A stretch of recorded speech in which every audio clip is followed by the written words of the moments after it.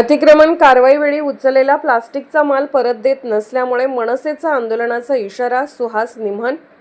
आपल्या कार्यक्षेत्रातील भवानीपेठ क्षेत्रीय कार्यालयाअंतर्गत येणाऱ्या 711 शुक्रवार पेठ पुणे येथील श्री मंगल प्लास्टिक शालिमार वाईन्स समोरील दुकानाच्या दारातून दिनांक 8/11/2025 रोजी संध्याकाळी 7च्या दरम्यान श्री सरोदे साहेब यांनी कारवाई केली असता त्यावेळी प्लास्टिकचे माल डस्टबिन, स्टूल, स्पेअर जाळी, ट्रे, झाडू, ड्रम, फोल्डिंग स्टूल, प्लास्टिक डबे, कॅरेट, रॅक ट्रे, मोठे ट्रे असे अनेक प्लास्टिक वस्तू कारवाईवेळी घेऊन गेले असता त्यावेळी आमचे मनसेचे कार्यकर्ते व दुकान मालक संजय तोडमल हे सरळ कारवाई गाडी मागे गेले होते, परंतु गाड्या सापडल्या नाही। नंतर शोध घेतला असता भवानीपेठ क्षेत्रीय कार्यालय कार्यरत अधिकारी चव्हाण यांना फोन केला असता माल परत मिळाला नाही।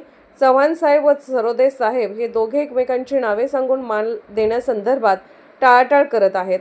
संजय तोडमल हे स्थानिक दुकानदार असून मनसेचे पदाधिकारी आहेत। जर एखाद्या राजकीय पदाधिकारी व स्वतःचे दुकान असणाऱ्या स्थानिक नागरिकांसोबत मनपा अधिकारी असे वागत असतील तर इतरांसोबत कसे? कारवाई झालेला माल या अधिकाऱ्यांनी परस्पर विकला आहे का असा आम्हाला दाट संशय आहे। दुकान मालक दंड भरण्यास तयार आहेत, तरी सदर माल 2 दिवसात परत करण्यात यावा ही नम्र विनंती। जर मराठी माणसाला न्याय मिळाला नाही तर मनसे स्टाईल आंदोलन छेडण्यात येईल याची कृपया नोंद घ्यावी ही विनंती।